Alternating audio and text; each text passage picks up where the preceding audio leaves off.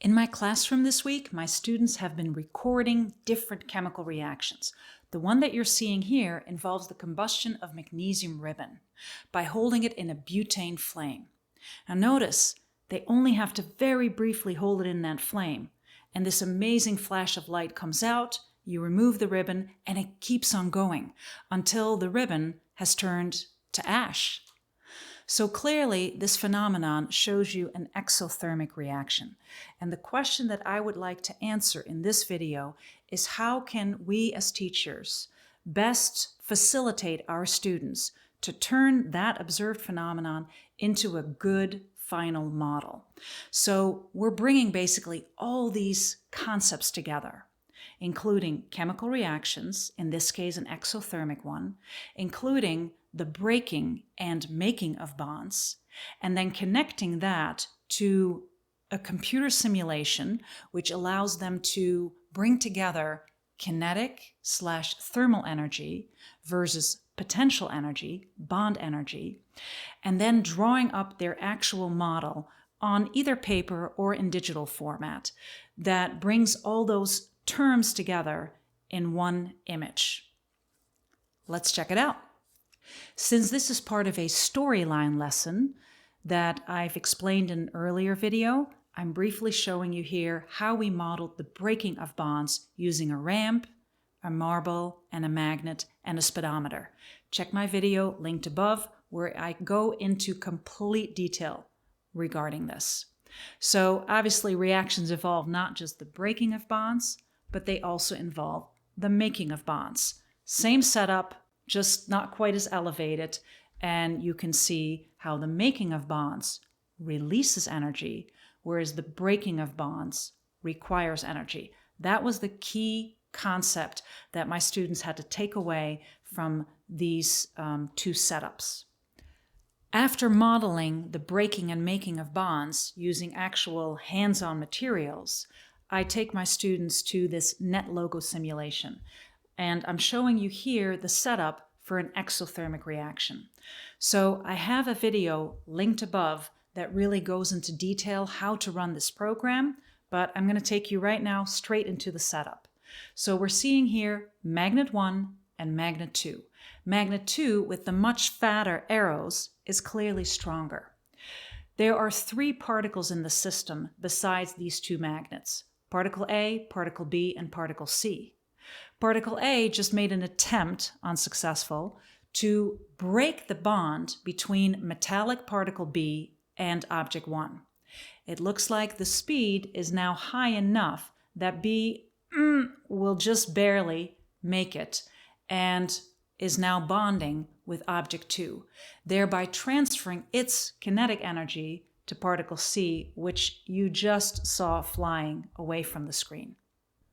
So what I did in this slide is I took a screenshot of that actual animation that shows you the speed of the various particles, A, B, and C. On the x-axis we see time, on the y-axis we see speed, and in green we see where particle A came in, transferred all its energy to B, which was just barely enough to break that initial bond with the first magnet. B is then making a run for it, but it's getting pulled back by the original magnet a little bit. Hence, it's lost in speed. But in the end, the second magnet that was further down the line is coming into play and is pulling B in. B speeds up, and then in the end, it transfers all its kinetic energy to particle C, which was not bonded to that magnet because that was a non-metallic particle. As a result of that collision, B now makes this new bond and oscillates back and forth because this simulation does not have any friction in the system.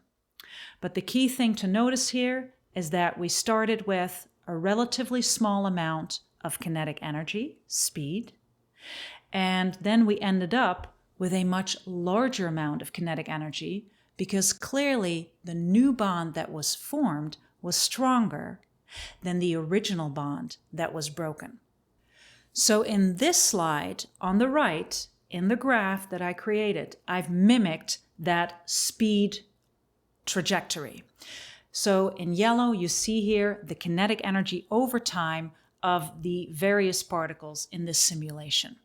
So now the big thing that we want to do is have students understand that the way that we really project potential energy diagrams or reaction coordinate diagrams, diagrams that show either exo or endothermic reactions, we show that as part of a potential energy progression. Let's check that out. I'm going to toggle now back and forth between these two graphs. This one with the red line shows you potential energy on the y-axis and reaction progress on the x. The previous diagram was kinetic energy on the y-axis. And so it's key for students to understand how they're correlated. So when the kinetic energy is low in the beginning, the potential energy is relatively high in the beginning. These reflect the original bonds. Now, when the kinetic energy at the end speeds up because a new bond has been formed that's way stronger than the original bond, that means the potential energy is quite low.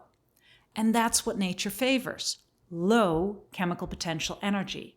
So strong bonds are formed, weak bonds were broken. This is an exothermic reaction. So to be perfectly honest, it is tomorrow when I'm going to see how my students drew their actual models based on this particular reaction. I've seen some of their work in action, and so what I'm showing you here is a more neat and artistic way, perhaps, of visualizing it. So let me take you through how I had envisioned the students doing this, and then we'll see what results I'm getting from them tomorrow. So we see here two magnesium atoms that are connected together with a metallic bond. And we see here two oxygen atoms that are connected together. These are relatively weak bonds.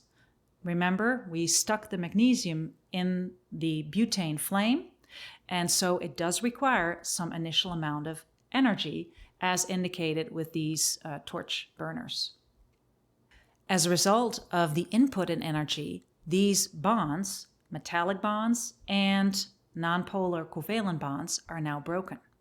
So pretend we're on the top of the hill. The only way to go is down. And so magnesium and oxygen now get together to form stronger bonds that are lower in terms of potential energy and therefore result in more energy loss. As a result, showing that with these larger torch lights. So what I'm hoping my students will show is words such as reactants, products, thermal energy, kinetic energy, potential energy or bond energy, weaker bonds broken, stronger bonds formed. And in the end, the idea is that they can generalize that model. This one is specific for the combustion of magnesium. But how can we make it more general so that it applies to any exothermic reaction? Let's take a look how one could visualize that. So I'm just looking at the camera here, and there's beautiful sun coming in, which is reflecting off of the mirror over there. So bear with me. The final model here shows it to you more general. We have here on the left a visor with some diatomic molecules and some very thin bonds. We can only break these with a little bit of thermal energy input.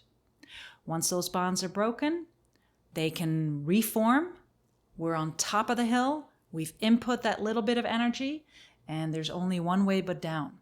And because there are stronger bonds being formed, more energy is released, as is shown by this overall flame. And dependent on who you ask, if you ask my own kids, this should either be in this direction or else in the flip direction. Be my guest. The way that I would like it to show is that this energy is coming out and stronger bonds are formed. So here's your exothermic reaction. So again, we started with a phenomenon. We did some hands-on modeling. We then took it to a simulation to get some more detail and make that connection between potential and kinetic energy. And then hopefully we got our final result with a specific model relating to the combustion of magnesium, and then a more general model that can be applied to any exothermic reactions. Once again, if you would like a link to the slides that I've shown you here, go to the description below and click on that link, and the slides are all yours to use for your students. Thank you for watching, bedankt voor het kijken, and see you in the next video.